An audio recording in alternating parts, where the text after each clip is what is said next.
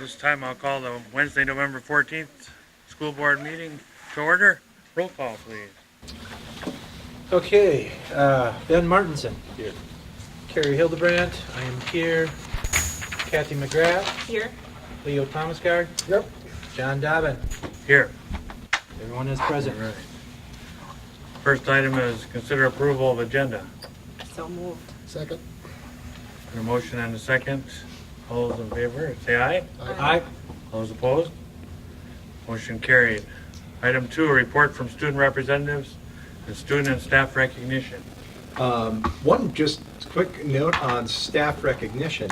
If you were watching Channel 7 last week on Wednesday or Thursday, you might have seen Mrs. Rabishki featured on a small, 15-second commercial.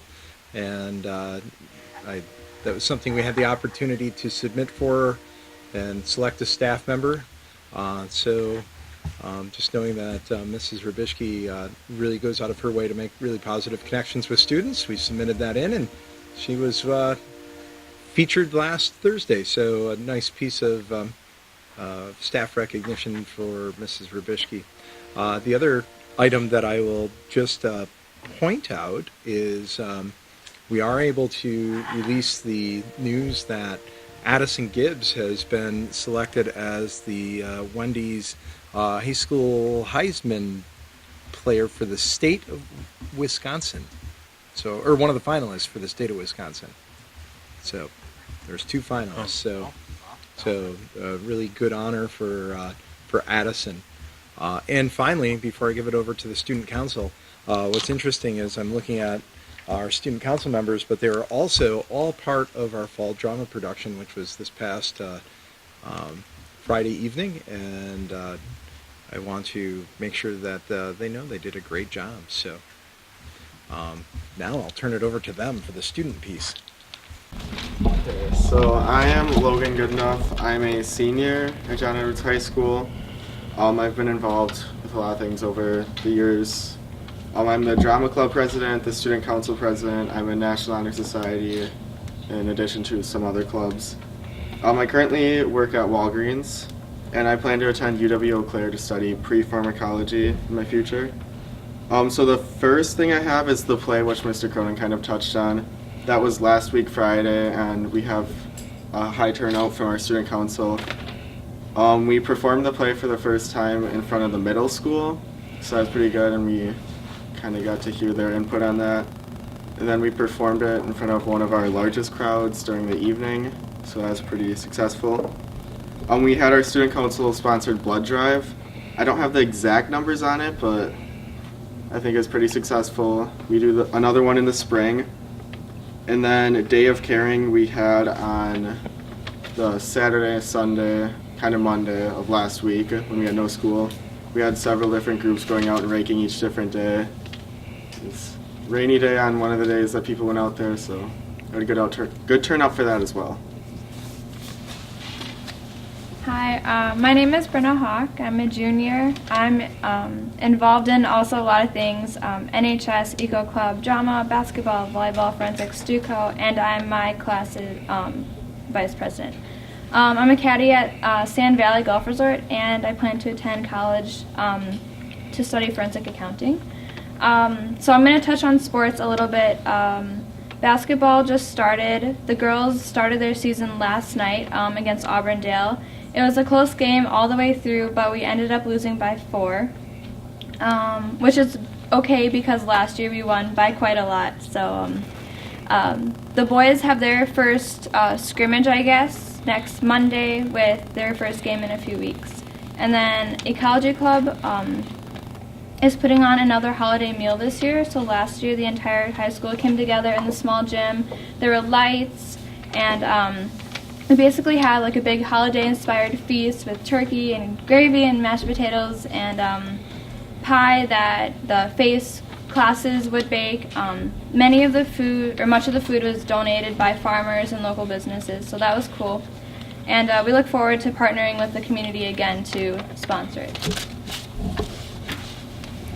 I'm Carson Parks. I'm a sophomore right now. I just finished up cross country. I'm currently involved in basketball. Hopefully this spring, I'll be in golf. Then I'm also in student council, law enforcement, drama, and FBLA. I hope to attend a college someday for engineering, something engineering related. And on October 26th, the student council hosted the fall festival here at the elementary school. We had a great turnout of kids, and the fest was followed with a lot of positive feedback. We're glad to say it was a success. Thank you. Any questions? Busy high school kids. Good job in the drama performance on Friday night. A lot of good compliments. Really good show. Keep up the good work. This group has been phenomenal this year. So, great work.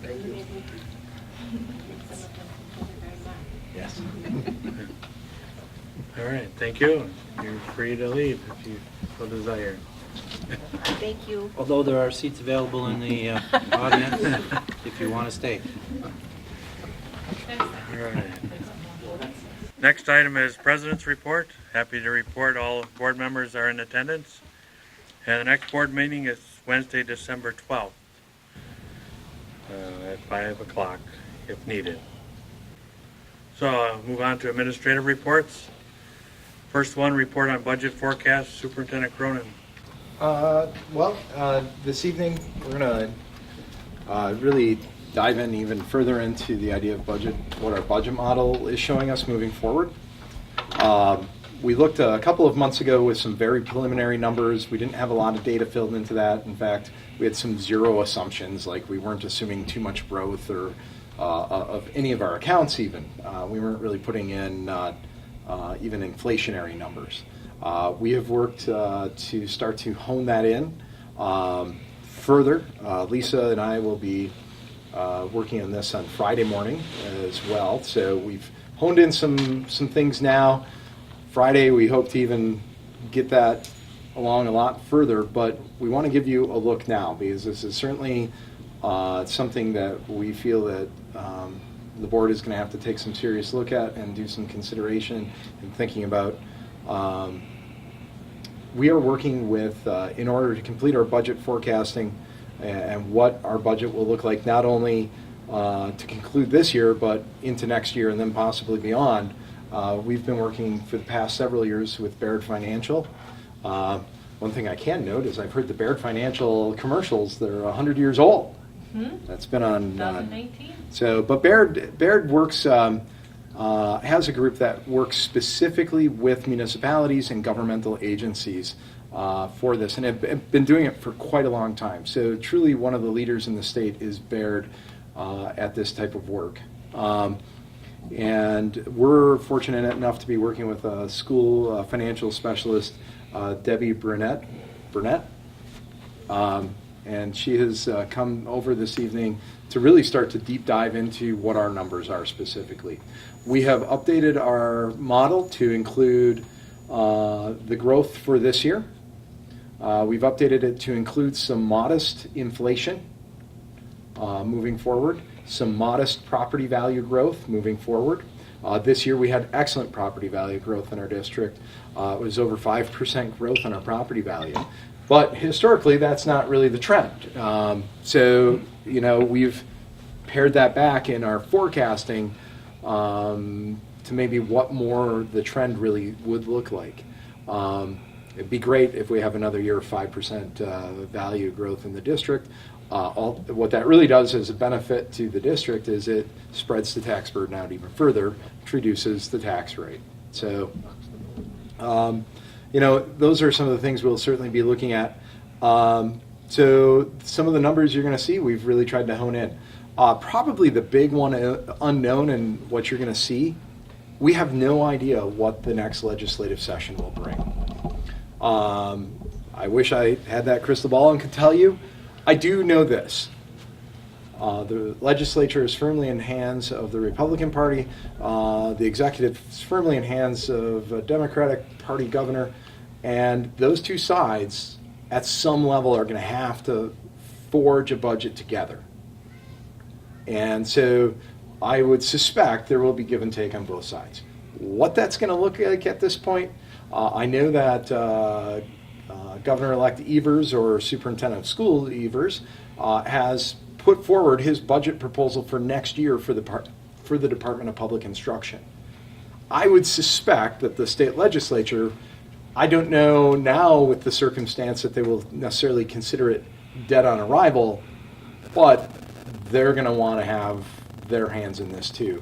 And so I don't know if what happened last time, which was we didn't have a budget for 3 more months, is going to happen this time around, but I would suspect anything is possible now. Hopefully the good thing is, with divided government, sometimes you get compromise that's really good compromise. So maybe we'll see that. So, but again, I don't have that crystal ball, so I can't tell you what's going to happen. I would suspect that the legislature is not going to be as interested in providing quite as much in education as they did this last round. However, I would suspect after the Blue Ribbon Commission has looked at financing, they're going to look at doing some things differently. So one of the areas that I would be hopeful on is maybe increase special education money. So, but again, that's yet to be seen. So tonight, again, from Baird Financial, we've brought in Debbie to provide you with some information. Ask questions. Let's dive into some of this tonight. Debbie has been doing this for quite some time. She's not only does this with Baird, she does this for a school district. So, but tonight she is here as a representative of Baird, working specifically with us on this question. So, anything before we get started? Okay, so we're going to start. We're going to do our typical. Probably have to turn around and douse some lights. Good evening. Good evening. Hi.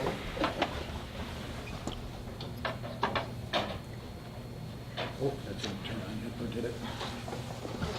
Oh, yeah, it did. Thank you.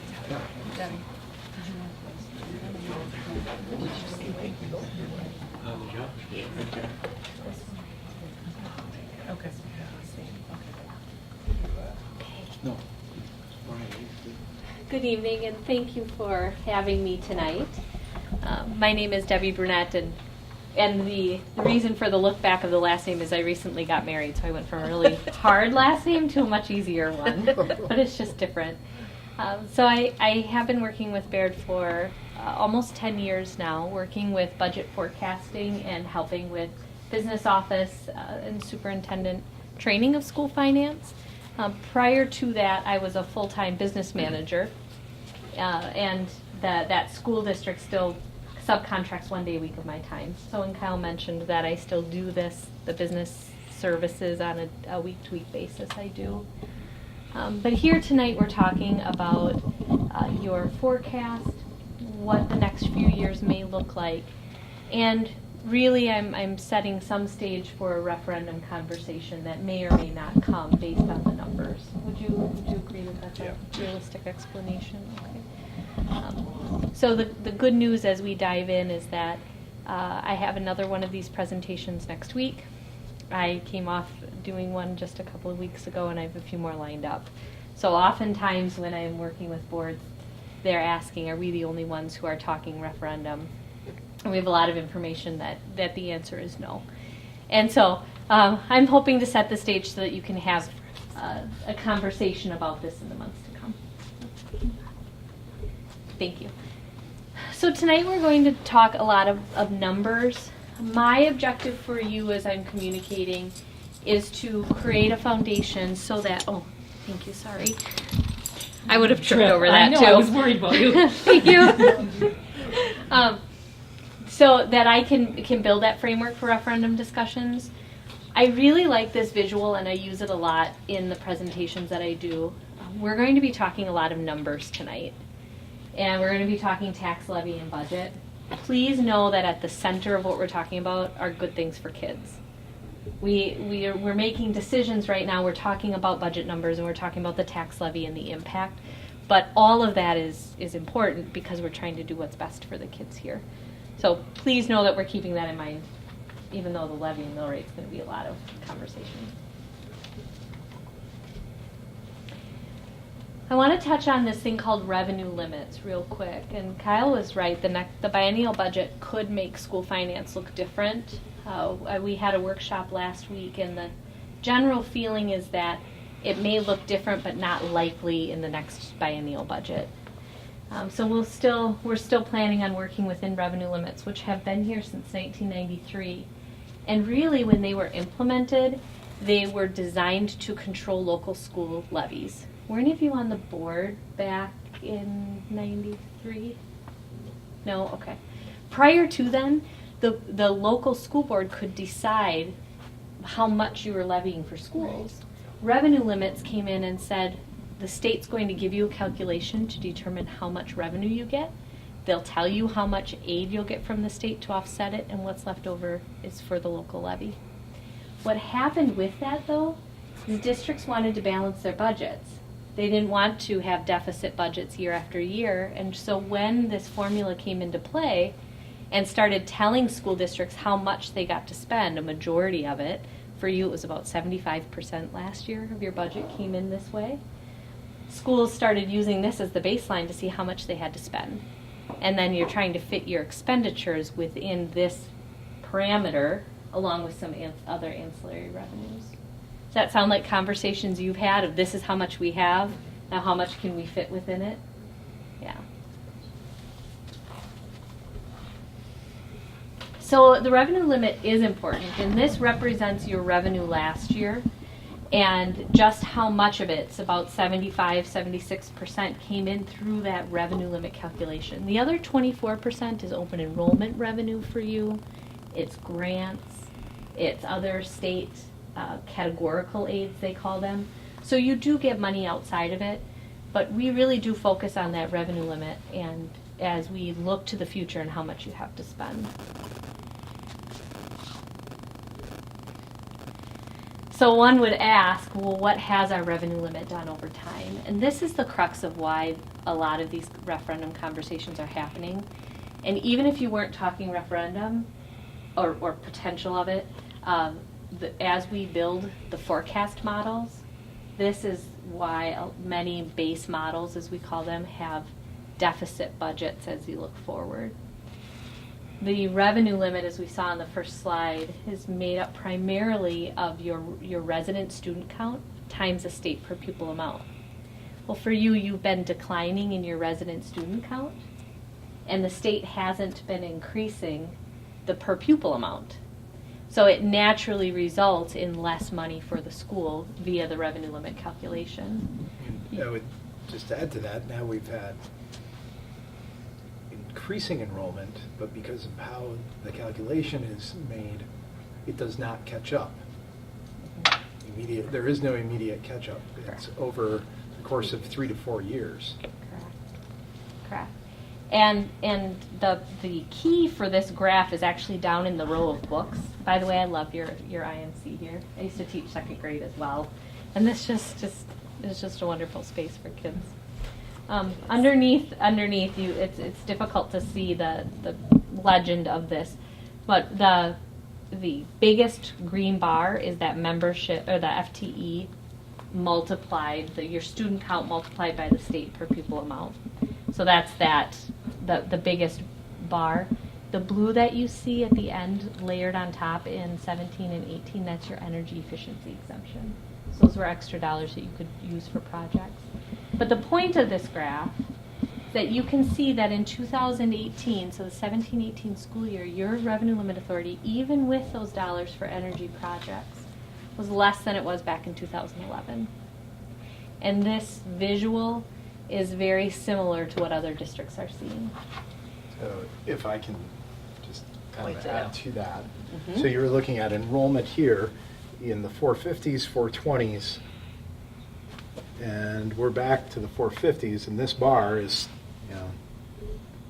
5-6 years ago, this bar was way up here for our revenue, and 7 years ago. Same enrollment number. And we're back to those same enrollment numbers. That just is not, it just has not caught up.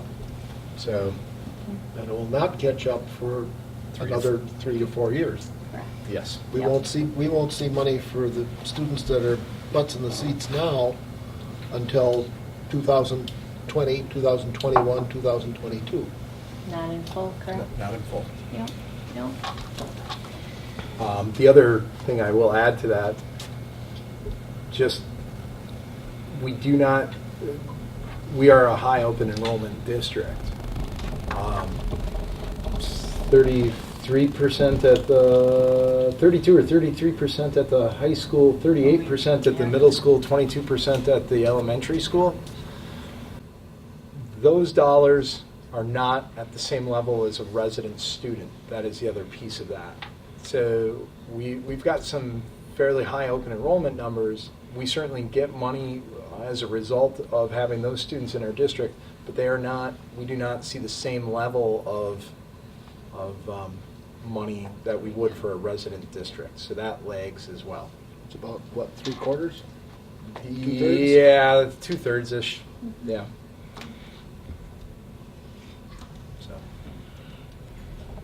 So what's important about the last few slides is that your revenue is dictated in a large portion by a state formula.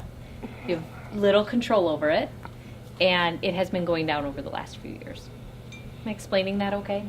Okay. Any thoughts or comments or questions so far? No? Okay. The public is sometimes confused because they hear of formulas in the aid calculation to help districts that are in declining enrollment.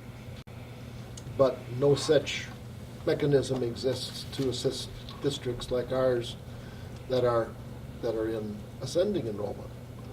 So the whole process is very confusing, even for those of us who work in the business, and the general public, by and large, is really at sea with this. They hear adjustments and they assume it works both ways.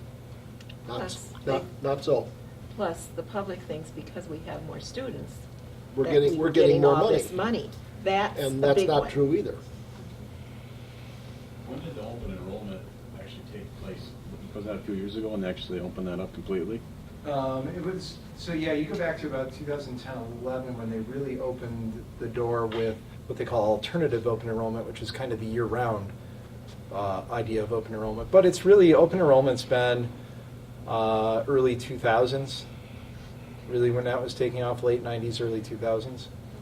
There was a big money difference when open enrollment opened up is when the money issue really came into a big factor for the open enrollment students or schools.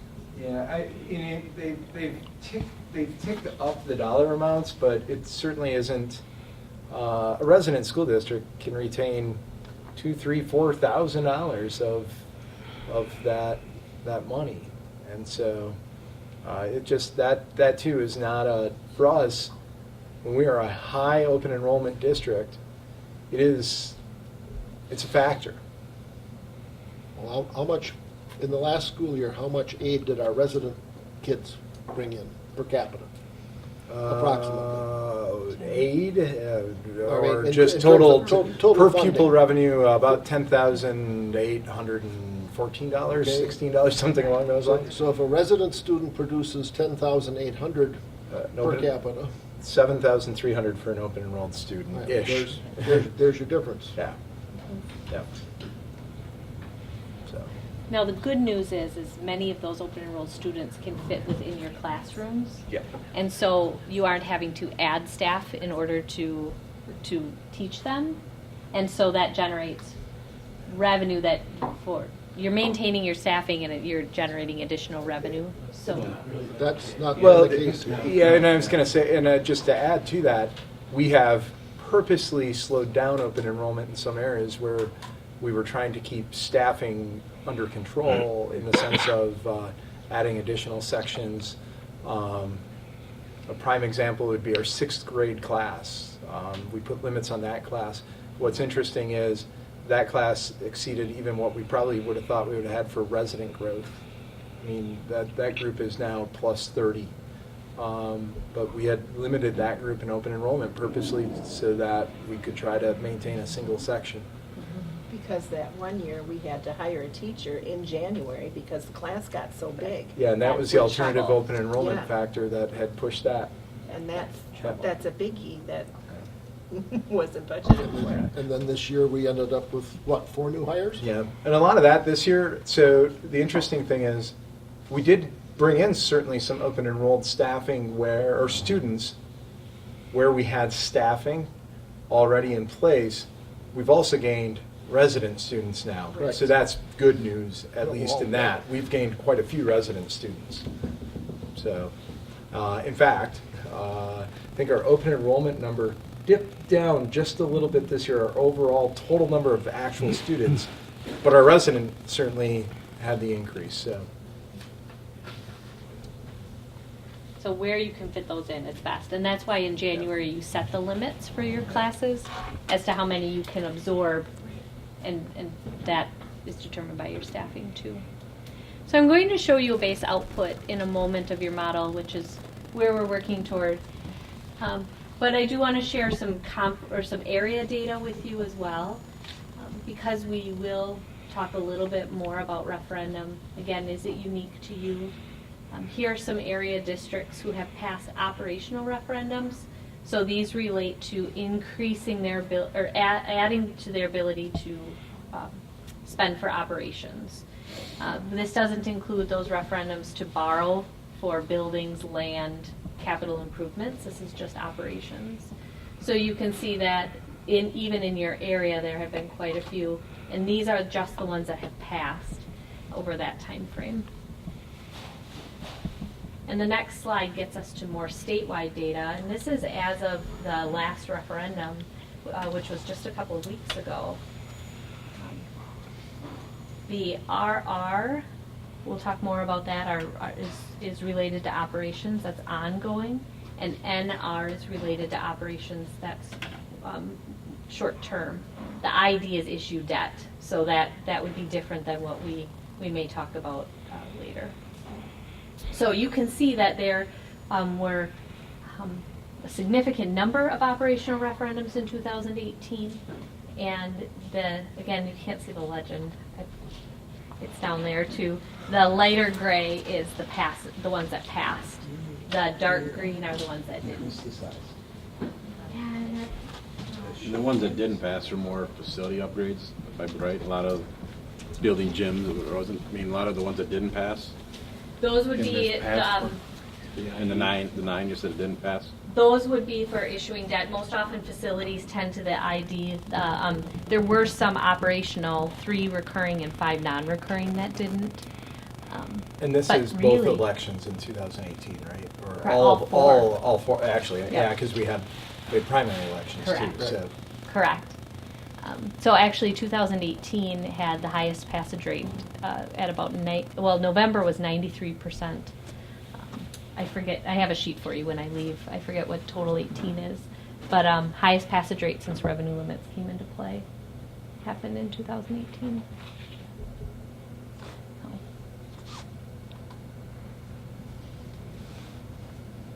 And I feel I'm putting a little bit of the cart before the horse in terms of the introduction, but I want to talk a little bit about recurring and non-recurring referendums.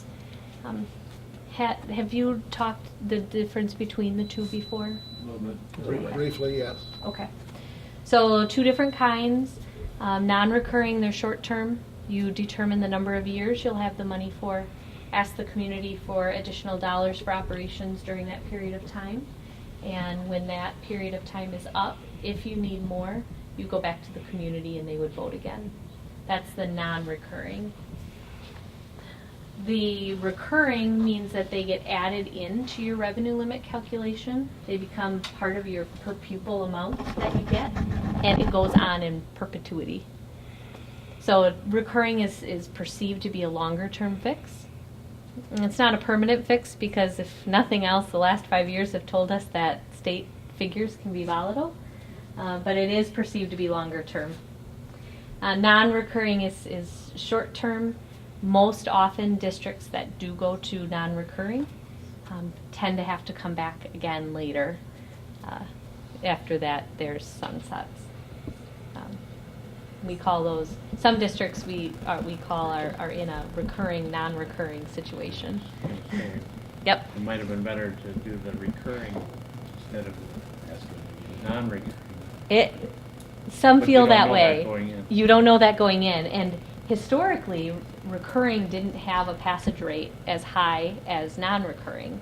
The perception of the community tended to be school finance may change, and if it does, we want you to come back and adjust and ask us for permission. But the last few years, recurring actually has had a very high passage rate as well. I think it's that building local certainty going forward. And we'll show some scenarios so you can see this in numbers as well. Okay, so let's dive into your model. As Kyle said, the two of them, Lisa and Kyle, are coming to our workshop on Friday, so they're going to be diving into the model more. The timing of this meeting, I wish we could move this to next week. But we did already dive into your model and start adjusting assumptions so we could be ready for tonight. So what's important is don't get too hung up on the specific numbers themselves, because as they work in the model, some of them may change. But we have entered the assumptions you see here. We have increased salary at 2.4%. CPI right now is just slightly higher, but we have carried that forward. We did put in an increase for health and utilities, transportation, supplies. There were some one-time revenues and expenditures this year that we wanted to make sure that we removed from the future. We always look to make sure that there aren't new ones coming in the future that we have to add in as well. As Kyle mentioned, we increased the property value. You had higher than average property value growth this year, and so adding in some sort of growth was important. We felt 1.5 would be conservative. We kept your student count stable. Like we've been talking, you did grow this year. Prior to that, in terms of your resident student count, it's been a decline. So we have left it stable for now. This is one area where I recommend you run some what-ifs. What if we grow? What if we don't? And what might that do? And then we have left it flat in terms of new money from the state. That's that last bullet.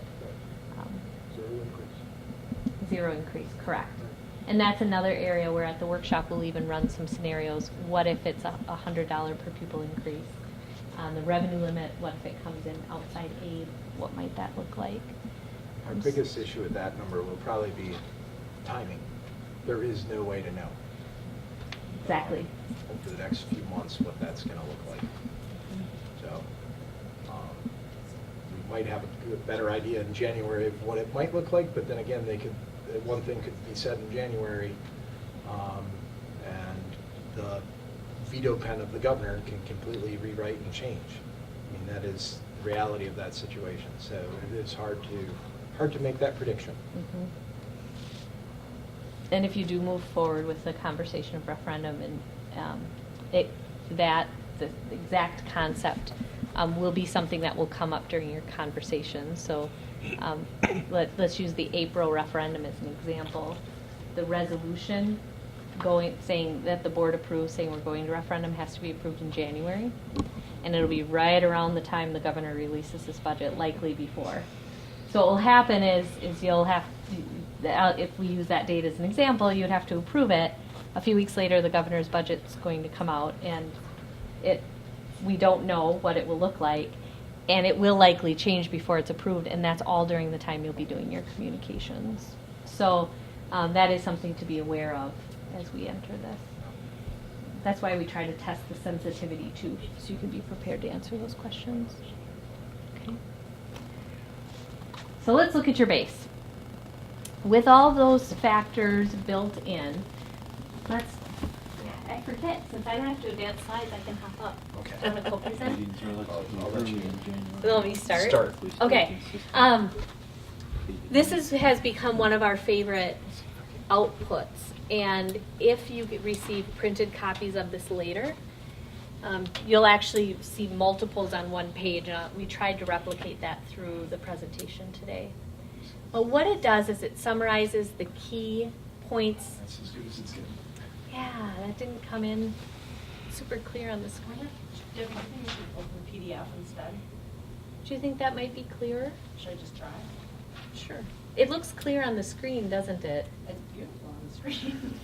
I can see it great over here. Give me 1 second here. Okay.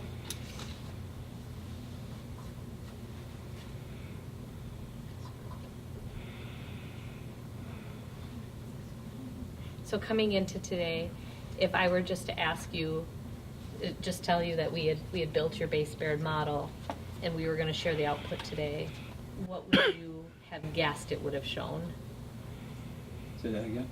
If I would have just come and not said anything in the beginning and just said, great news, we built your base model, we have it ready for you today, what would you, in terms of the financial picture, surplus or deficit going forward? Show screen. You've already had that conversation. You guys are well educated. You're super well educated. That's because of Kyle and Lisa. I don't know that it's, might be a hair better. I think it's worse. It's worse for me. Yeah. Whatever. It's close enough, yeah. Okay. Keep going? Yep. How about I scoot over here and then you can add in over there too. So the reason, excuse me, can you just slide this? Thank you. The reason why we like this output is it takes the 10 tabs in the model where you enter data and it summarizes it for you. Have you seen outputs like this? I did show them some in September with really zero assumptions built in. Perfect. Perfect. So you learned that, and I highlighted the key rows for the conversation, that the surplus and deficit shows here. The model automatically assumes that if you have a deficit, it's going to come out of fund balance. That's actually what happens this year in your budget. This is this year. But the base model with the assumptions we talked about on the slide before show forecasted deficits as well, again, based on these assumptions.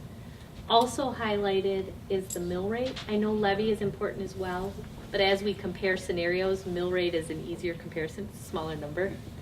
So I highlighted that as well. The biggest, so you'll see the mill rate this year, the 1091, drops down to a 771 next year. And that's really the energy efficient. The big piece of that is the energy efficiency going away. That comes off of the levy. And so, this year that levy is $395,000. So that's this line right here. It probably doesn't account for quite all of it, but a little bit of property growth in there also brings the mill rate down.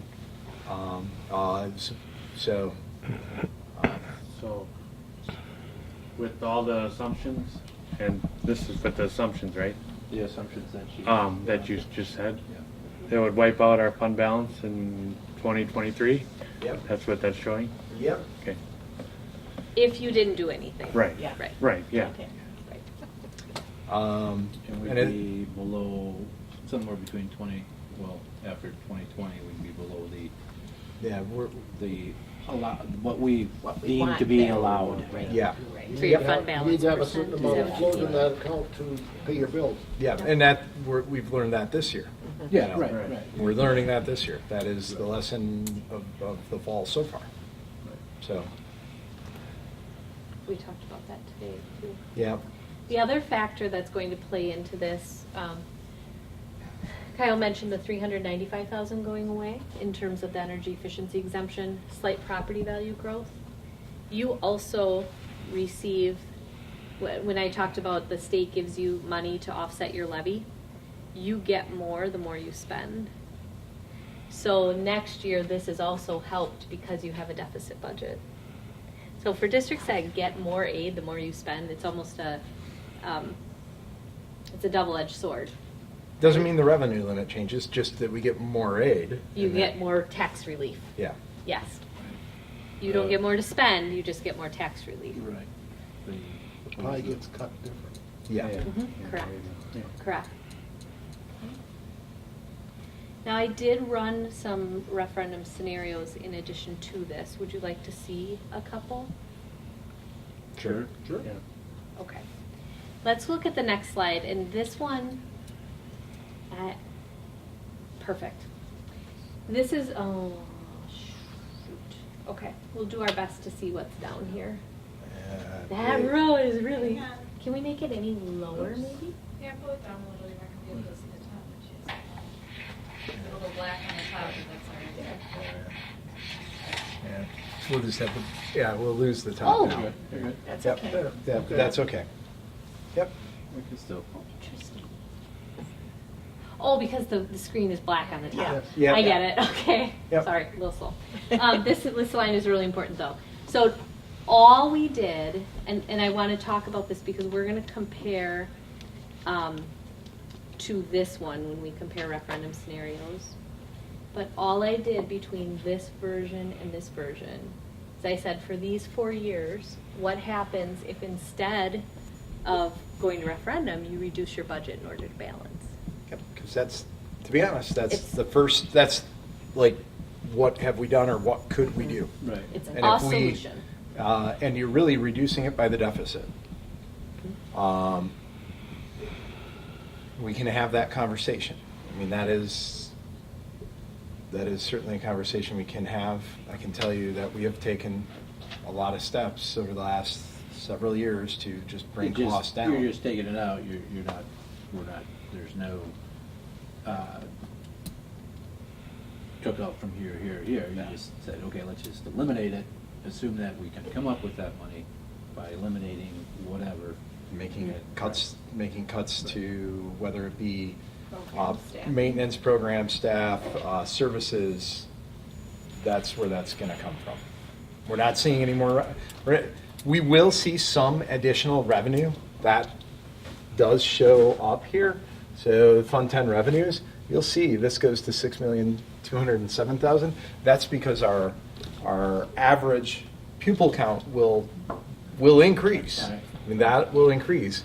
But as you can see, even though we've got additional revenue coming down the pike, it still doesn't offset the deficit, even based, just throwing inflation in there.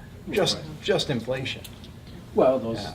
assumptions that were laid out originally. Yep. Which is, there is going to be those increases. Yeah. And we've taken, I mean, we've consolidated our garbage service. We've consolidated, I mean, we could start going down a list of what we've tried to consolidate down already. And it is a long list. I will, the biggest piece of the pie, staffing.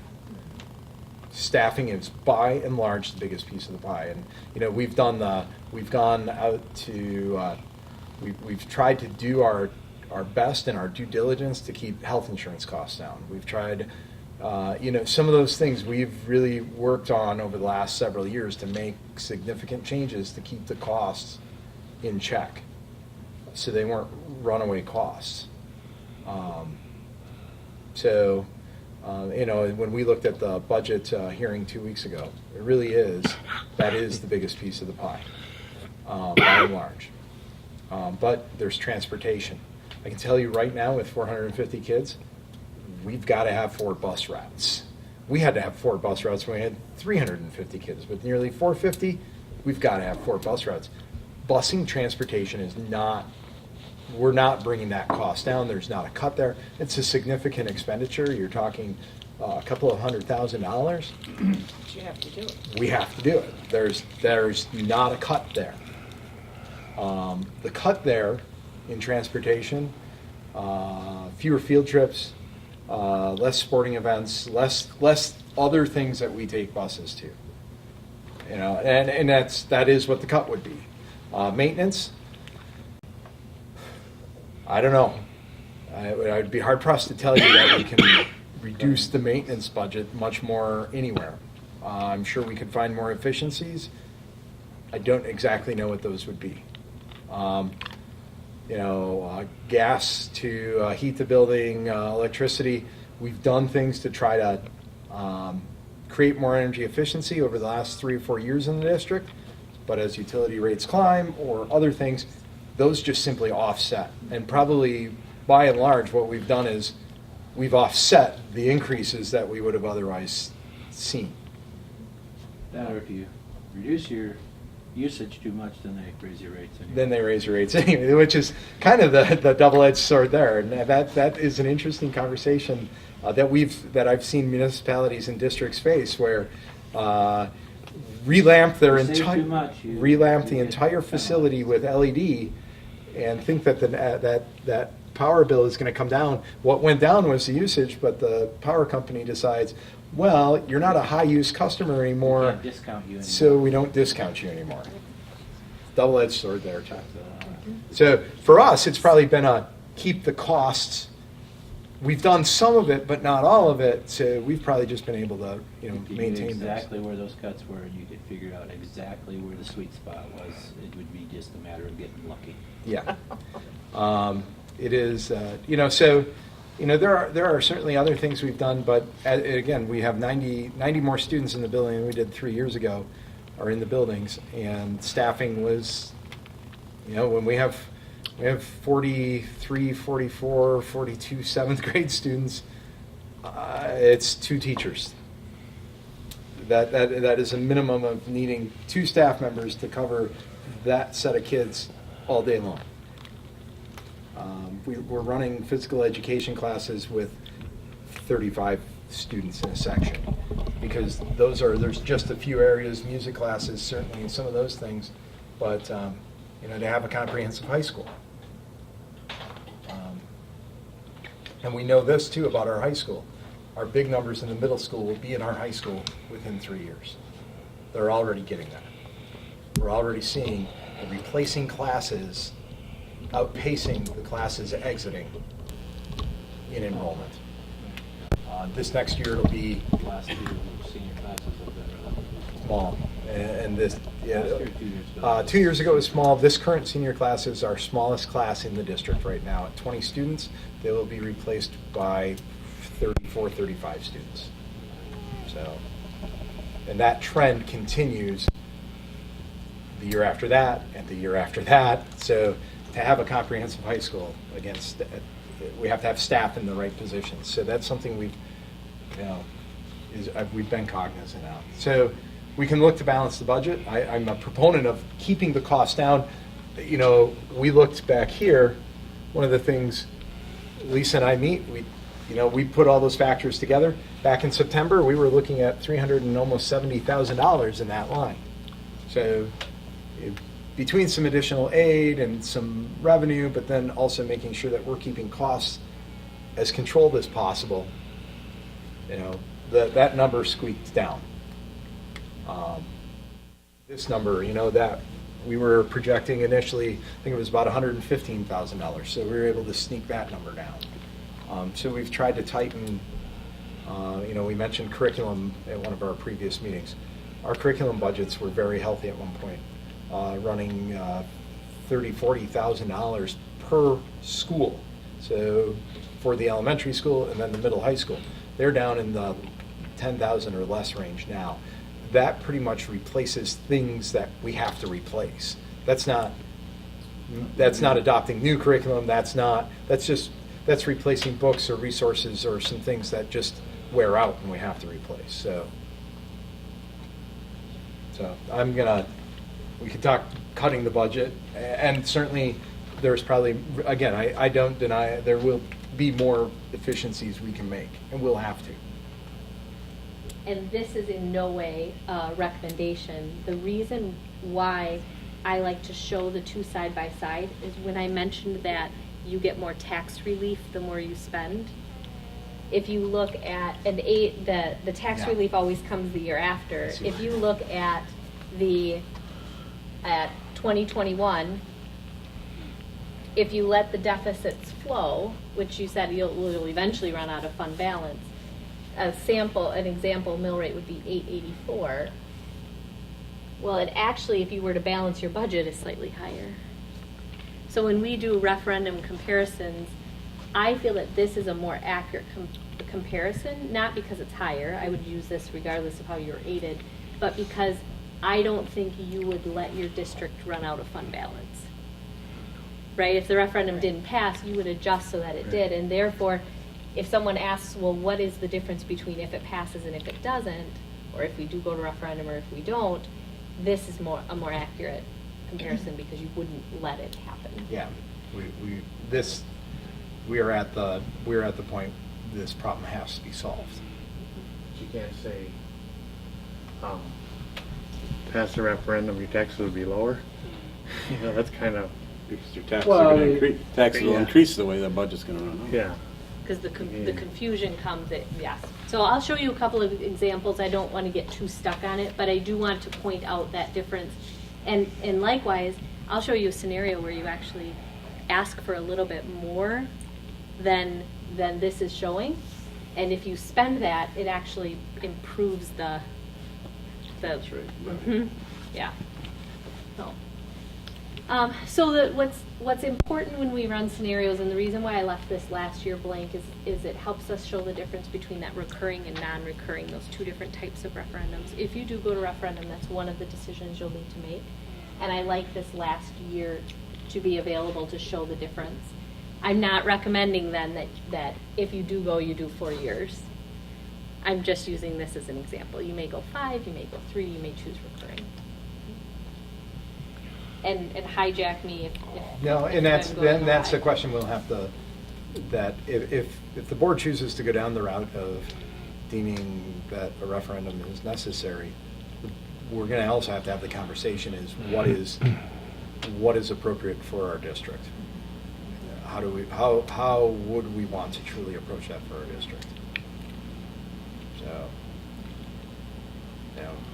and that, we can put some recommendations and scenarios, but I do think that's one of those where, as board members and in terms of the administration with Lisa and I, we have to go, what will our district allow?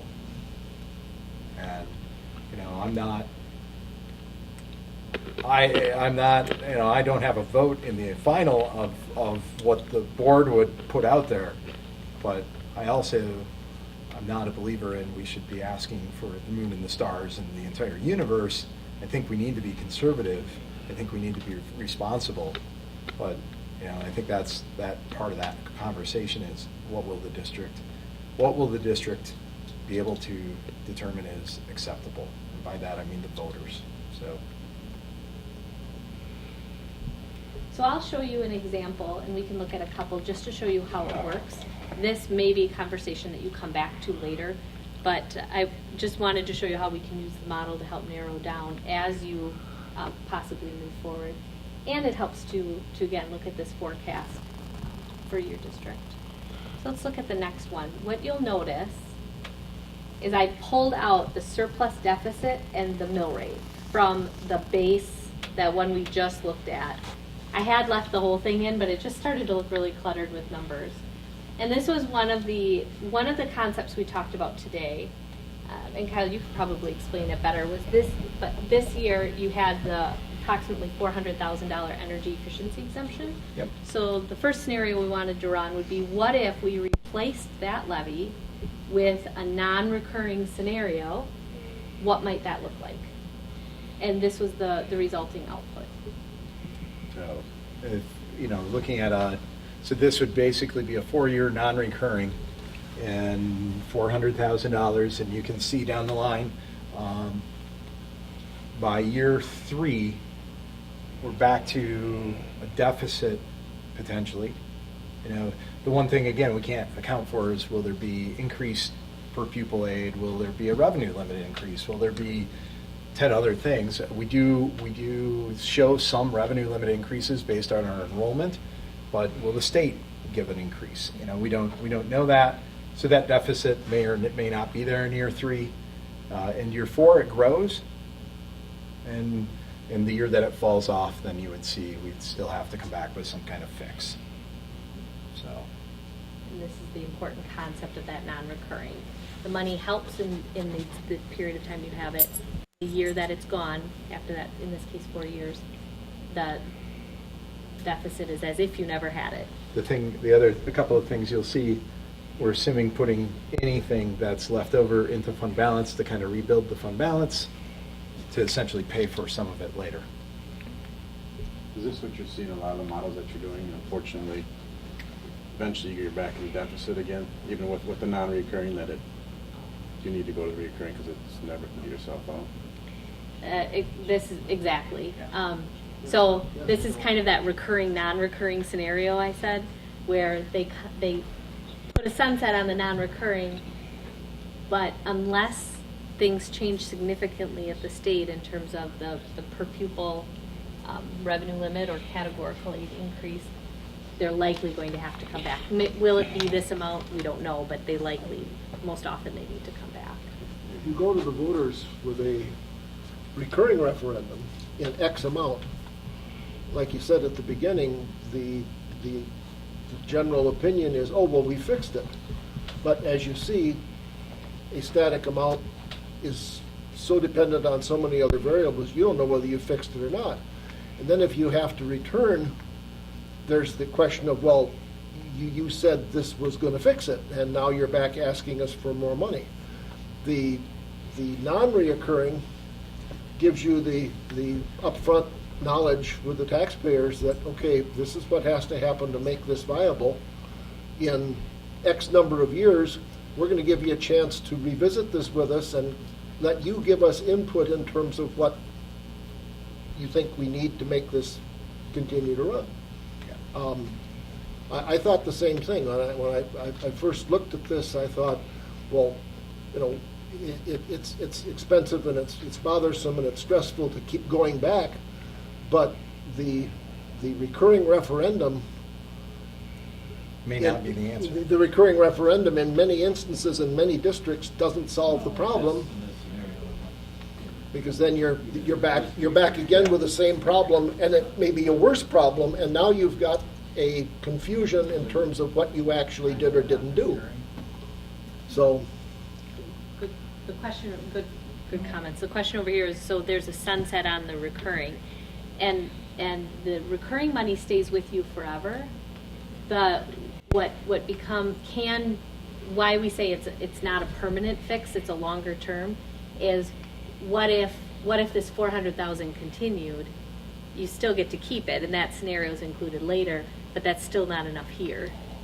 So maybe you have to, in what you're saying is maybe we have to go back out again because the money stays with you, but it's still not enough. There are districts, and I think, and I don't want to say district names, but there are local districts that have done both questions. They'll have a recurring, and then they'll add on top of that a non-recurring referendum later on, maybe in 2 or 3 years. I think regardless of the direction, I think the key is to be upfront with the constituents, the taxpayers, the citizens in the district, and say,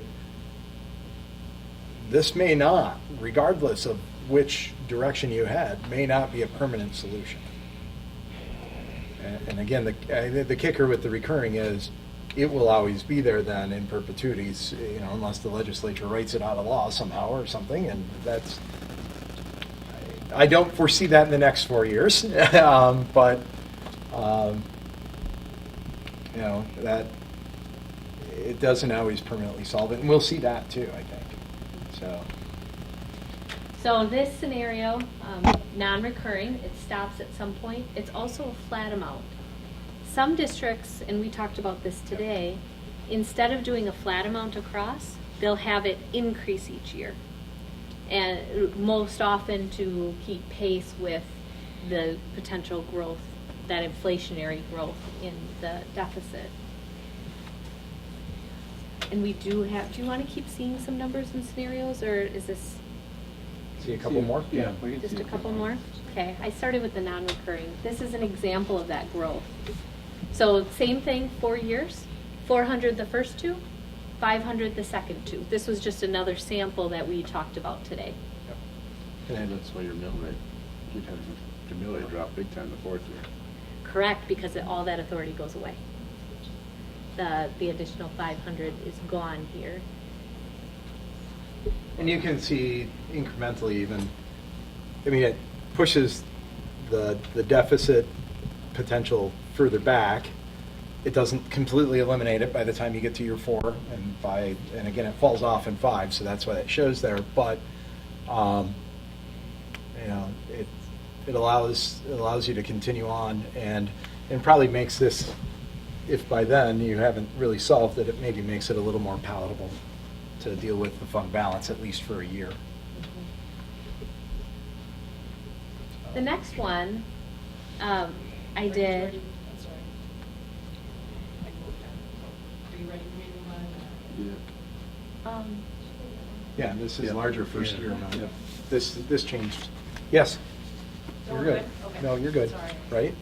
She changed it already Yes. as you were talking. Okay, so. perfect. Perfect. I was thinking there was one other one in between. But here's another example, and I added this. This wasn't something that Kyle, Lisa, and I talked about. The reason why I felt this scenario was important to show was that if you're looking at mill rate and keeping stability, this could be an option that could be brought in. And what this does is it leaves that surplus kind of flow through. Later, I'll show you how we can do this with a recurring scenario as well. And I take that back. This is spending a little extra each year as well. Okay. That's right, because of the mill rate impact. Yeah. I wanted to say, remember when I said if you could ask for more and then spend it and it actually improves. So this would be an example where you haven't purchased the curriculum, you haven't done some of those facility projects, and the dollars could be beneficial. It's a scenario where you ask for more than you need, more than the original deficits show, but you need it for other things. Again, it's 4 years, same amount. Let's look at a recurring. Recurring has two different kinds as well. The first kind is you just ask for $1 amount and it stays with you. And so this would match the one we just saw, which is why I started with it. Again, not recommending it, just an example. The 600,000 is entered once and it gets to stay with you. And how you notice it is in that last year. In the last year where the non-recurring fell off, it looks much better. I think one of the things that I would think that we would want to identify, and this wouldn't take us very long, I don't think, is if we looked at a scenario with the larger dollar amount and looked to spend some of that on some of the things that we have deferred, we would want to know and be able to talk about what it is exactly. Right. Is it a maintenance project, new flooring in places that need new flooring desperately? Is it curriculum? Is it, what is it specifically that we are intending to do with that? Very much like the energy efficiency projects, we were very specific. We knew exactly what we were spending that on. We just didn't say, oh, it's just for general maintenance or general building. It was very specific projects dealing with a very specific piece. There are obviously other maintenance needs out there. There's the simple fact that we've got a 1920 to 1932 to a 1950 and so on piece together building, beautiful building, but there are maintenance needs. Yeah. And that's what voters want to know, Yeah. exactly what the money's going to be spent on. Yep. So I think via, I do have a few more, but I think via what we've shown, you can see how we can build scenarios, estimate impacts, and really it's the conversation that you have. And by the way, you're probably the most educated board I've presented to in terms of the conversation you're having around this. So It's only because Kyle presented some of this Yes. to us. Kyle and Lisa have done a good job. Yes, you have. Getting this Yes, right. I shouldn't Yes. Yeah. improve. Plus, it's a wonderful school system, so Mhm. there you go. So what, Lisa, if you could just, there are some others in here, and if you have the presentation, Yeah. if you want to come back, is that okay? Yep. Did you print them off too for us? You said that. I Yeah. have other handouts printed, but we Yeah. can, sure. Will you skip ahead to the next, kind of past the scenarios? And let's talk about next steps. Unless did you want to hit on something specific? No. Is this okay? I guess, I mean, Okay. at some point, there maybe should be some scenarios done where there is some increases in per pupil funds.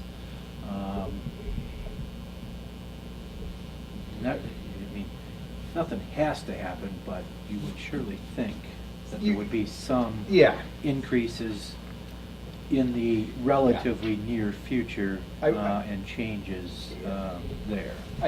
Just from what that Blue Ribbon went through, the Blue Ribbon Commission went through. The conversation is very high in Yep. the state government, Yep, and So- I think it's potential that we see more special education dollars and some of those things come out of that. I think that will be important to the governor, and I think there are legislators on both sides of the aisle that is going to be very important too. So I do, yeah, I think there is certainly the potential that there will be something. I wouldn't see it as being nothing. The only, Yeah. the only solution for every school district, Yeah. if there are no increases to keep pace with inflation, is for every school district to go to referendum. I mean, there is no other choice. Are we at over half of the districts in the state on a Have gone to referendum, referendum. or not quite? It Or was do you not have near that there. It was near there. I have not checked this year. I mean, at some But- point, again, I mean, the base, never say anything that's a definite when it Yeah. comes to No.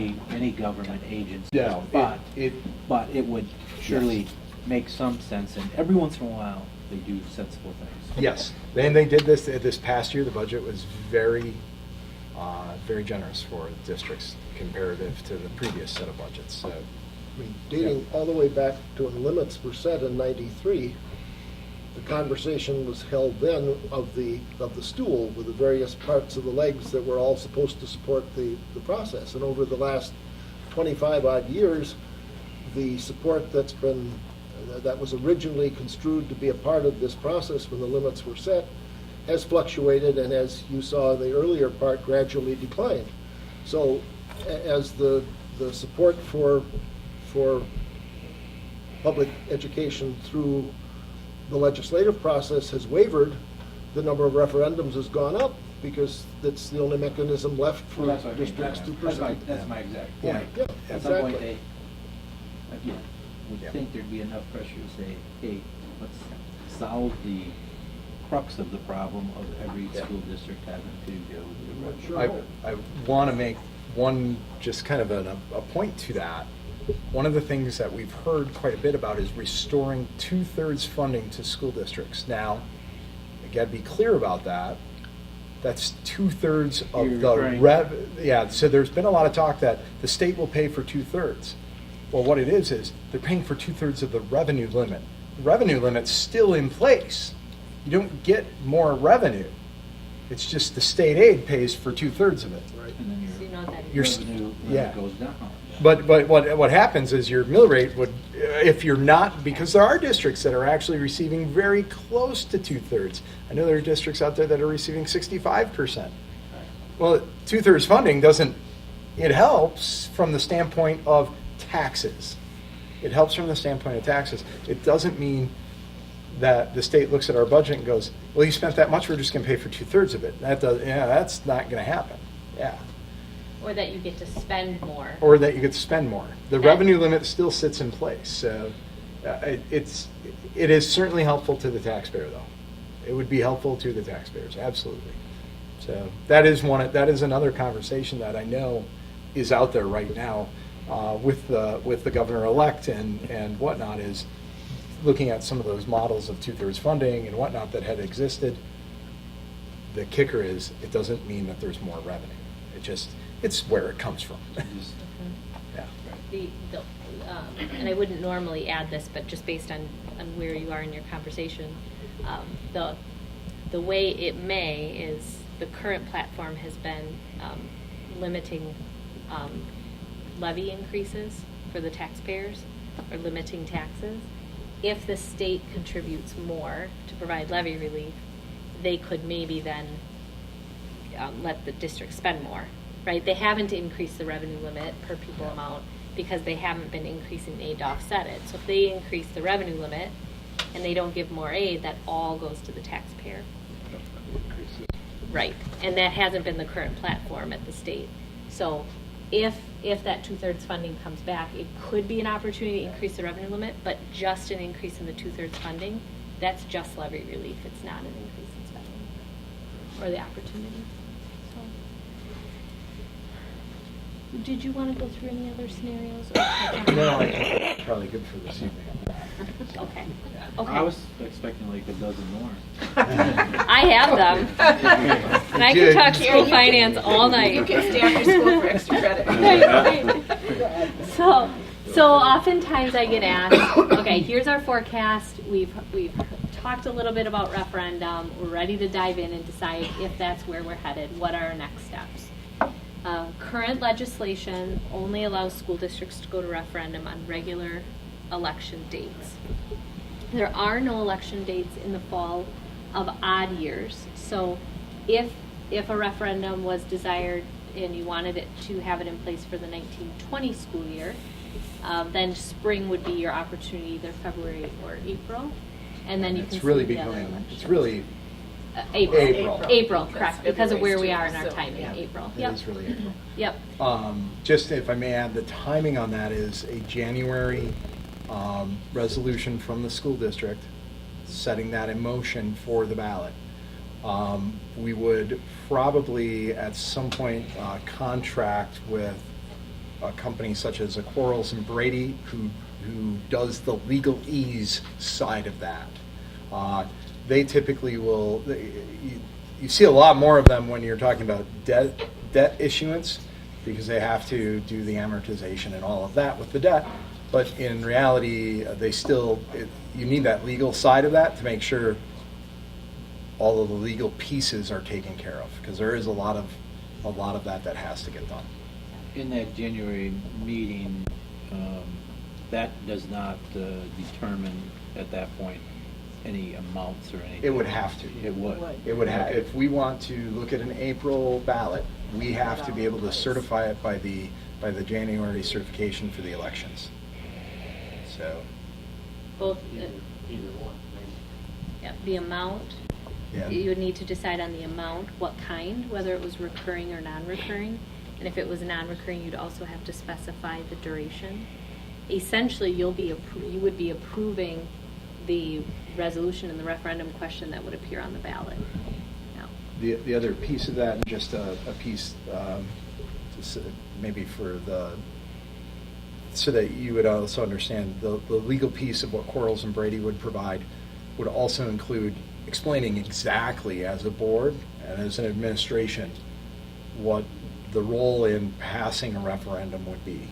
And just that very first piece is, the board can certainly set a referendum into motion. You can explain why you're doing that. You cannot advocate for its passage as a board. Correct. That's a kind of an aside to that, all of that. As a board, you cannot say vote yes. As a board member at a board meeting, you cannot say vote yes. You can set the wheels in motion and you explain why you've done that. That's the limit to that conversation.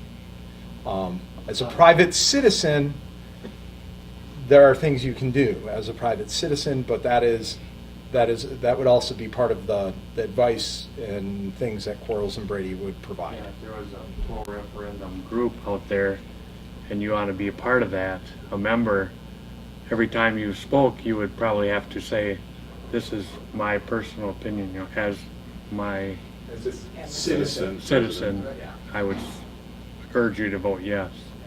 Versus, or no, if that's what you feel. Yeah, Yeah, if either that's group what you you belong to, yeah, right? yeah.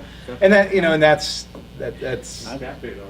Yeah. Well, I'm just saying. Yep, there are some very specific pieces to that advice would come on that for the board.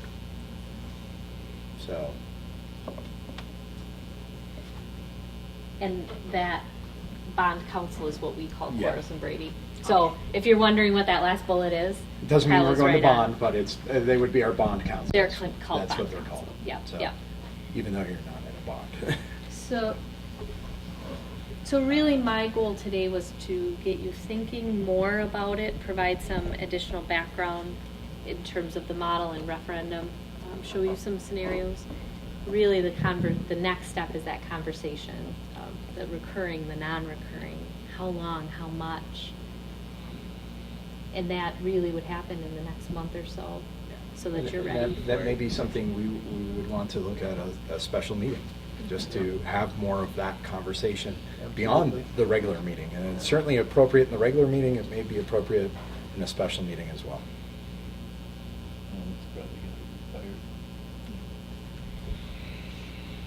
Is this helpful? Very much, very much. Thank you. Any final questions or comments? Well presented. Nicely done. Good teamwork.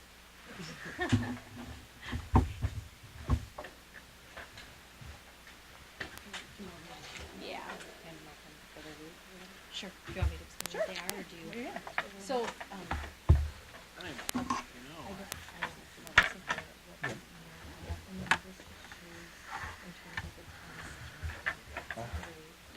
Okay.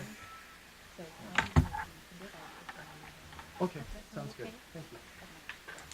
All right.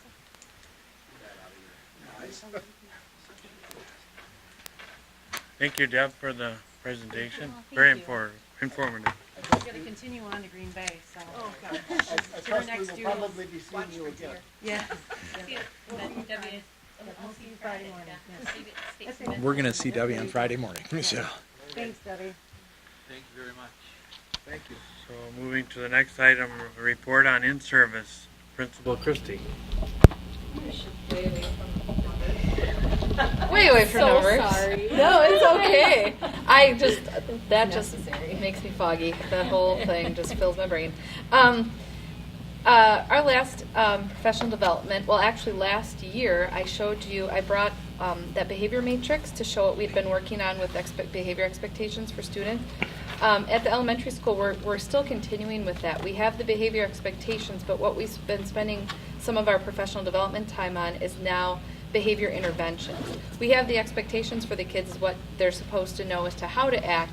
Now what do we do with the kids that either aren't acting that way, are challenging students, or getting our students to self-regulate and to learn how to control their emotions and behaviors and how to meet those expectations. So we had Erica from CISA 5 come to our last professional development day, and she talked about behavior of challenging students. She talked about some trauma-informed care, kids that come from trauma, kids with mental health issues, which we are seeing more and more of, how we're working with those students. We talked about zones of regulation, which is a really popular program that a lot of schools are using, and we have some teachers in our building that are using it. It basically is a system for kids to be able to self-regulate when they're feeling themselves kind of getting a little bit agitated, they need a break, how they can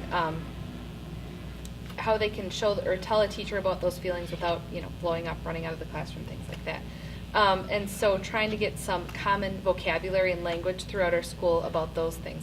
We have the common language and vocabulary for our behavior expectations. Now we're working on what we call behavior interventions. In other words, catching those kids to teach themselves self-regulation and how to, deal with those behaviors, how to get themselves ready to learn, what it looks like when you're ready to learn, and those things. So we're working on that at this point. We're hoping to do some more training with zones of regulation and getting our teachers trained, because we decided then after that presentation that it's something we want to do universally as an entire school. We have some teachers that are working on it. We have some special education teachers that have certain kids that are working on those. But until we have it as a universal for all kids, we feel like universally that would be the best way to approach it. So that's our next steps with our behavior interventions for kids here at school. So we had our paraprofessionals, our aides, our special ed aides come to our professional development, which is so important. They are our first line of defense. They're the first ones who are working face-to-face with those kids, one-on-one with those kids every day. So it was really important that they attended those professional development with us, and I'm probably going to ask them to come to a few more, because it opens up that conversation. A lot of times teachers forget that those paras aren't part of those conversations, and we just expect that they know everything that happened at our professional development days. And so I'm really working on including them in a lot of those things, because they need to hear that and learn from those professional development opportunities just as much as their teachers. So, absolutely. Thank you. Next item on the agenda, questions and comments from people in attendance. No one signed up on the board to speak. Is there anyone that wishes to speak? All right. Moving on to the consent agenda. Number 6, consider approval of minutes of the past meeting, October 10th and October 29th. So moved. Second? Motion and a second. Any discussion? Hearing none, all those in favor of the motion say aye. Aye. Aye. All those opposed say nay. Motion carried. Number 7, consider approval of financial reports. Are there any gifts? Yes, as you saw, you had some thank you cards to sign, so we're getting caught up on lots of things that have been donated. The Bookworms, again, had a book sale at the Fun Fest this year and donated money for the library. Ginny Oliver, once again, has donated hand-knit hats as well as several school supplies. Maurice's of Wisconsin Rapids also had a supply drive and delivered 2 large bags of school supplies to the elementary school. And family of Kay Levy donated approximately $1,500 worth of school supplies and gift cards to use for various things at the elementary building. So that's what those was for. Excellent. All right, with those gifts, seek a motion to approve financial reports. Second. A motion and a second. Any other discussion? Hearing none, all those in favor of the motion say aye. Aye. All those opposed say nay. Motion carried. There's no unfinished business tonight, so new business. Number 8, consider approval of Start College Now student application. We have one student who applied for the Start College Now program. This is one of the 2 programs that replaced what used to be Youth Options. Youth Options was a program where students could have students in 11th and 12th grade could take technical college or UW or university credits through the high school. The state, in the last session of the legislature, they did quite a rework on the entire program and divided it out into 2 programs. Early college credit is the early college credit. The whole acronym is escaping me. Is the UW program or the regular college credit program? Start College Now is the tech school version of that. And we do have a student who would like to do some of that in the second semester. You'll actually see that in policy this evening because we've been waiting for tech schools to define that program further and our policy updates. But I would ask that you approve that application. I would make a motion that we approve the Start College Now student application. All right, motion and a second. Any discussion? Hearing none, all those in favor of the motion say aye. Aye. All those opposed say nay. Motion carried. Number 9, opportunity for individual board member comment. Kathy. Kyle took my fire, and I was just going to talk about Addison Gibbs and Marissa Rubishki. That was very nice to see that positive press for Port Edwards. Being American Education Week, I just want to thank all the staff members, both teaching staff and support staff, for everything you do day in and day out. I know it's a tough job, and you keep right on at it. So thank you very much. Absolutely. Yeah. I second Kathy's comments. The staff and the students of the district are working so hard to achieve what they need to achieve. I'd also like to congratulate the voters of the district and of the state. We set I believe it was an all-time record for voter participation in an off-year election. Almost 2.7 million Wisconsin citizens voted. That's encouraging. You got to be engaged. You got to pay attention, and obviously people have been, and I think that bodes well for our district, and it bodes well for the state and for the country. So all the people who cast ballots, good for you. Keep doing it. Okay. Just a quick note to continue on with what Leo said. It was just, he jogged my memory when I went in to vote. I was one of the later ones, and they said that we were our polling place, we would be like 82%. So 82% of the registered voters in our village went out there and voted. So that's like crazy high. I think, what is the average, 30, 35? No, for an off-year election especially. Yeah, so that was pretty cool to see that our community takes it maybe a little bit more serious than I shouldn't say serious, but they definitely take it serious, and that's good to see. So the other thing I would like to comment on is the young people that came here tonight. Again, I always love it when they come here and speak. They all did an excellent job. They didn't seem like they were nervous, and that's just great to see them come out here and speak a little bit to us. So, and bundle up. It's cold out. Ben. Just back to Addison, congratulate him on his award, and also to the AD, the administration, the coaching staff, the opportunity that they gave him for sports. Football was kind of close a few years ago, and they were able to bring that back. So very important for him to be able to have that opportunity that they gave him. So good job to the whole administration, everybody involved in that.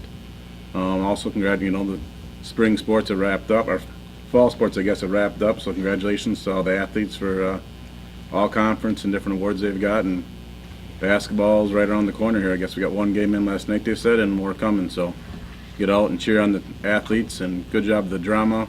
Great show they put on for the youth. I heard lots of good comments from students about seeing it on Friday afternoon, and then also a lot of people made attendance on Friday night. Very good show with the weather and stuff. I was able to get out there and enjoy it. So keep up the good work for the teachers and all the staff. Winter's coming, so make sure everybody starts driving careful around the school zones. There's going to be buses around. Things are going to be slippery, so keep everybody safe for the holidays and things moving forward. All right, thank you. And I'd also like to congratulate Addison on his award. And I was hoping to make the play, but then something came up. Congratulate all the drama club members for their great work. And with that, we'll establish future board meetings. Next one's Wednesday, December 12th. Do you have a date on January?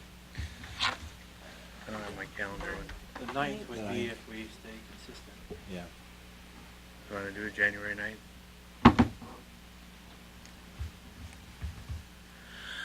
Okay. And I would just maybe add that caveat that maybe in December, if we determine at that point to have some more conversation, we may want to find a way to add a date in there. I'll have the specific date of when a resolution would be due. If that would be the direction that the board would want. Yeah, I was going to add that on my thing. I'm looking forward to having the conversation with board members and the public on that question. Very important. So with that, we're going to take a break, and then we're going to be reading policy.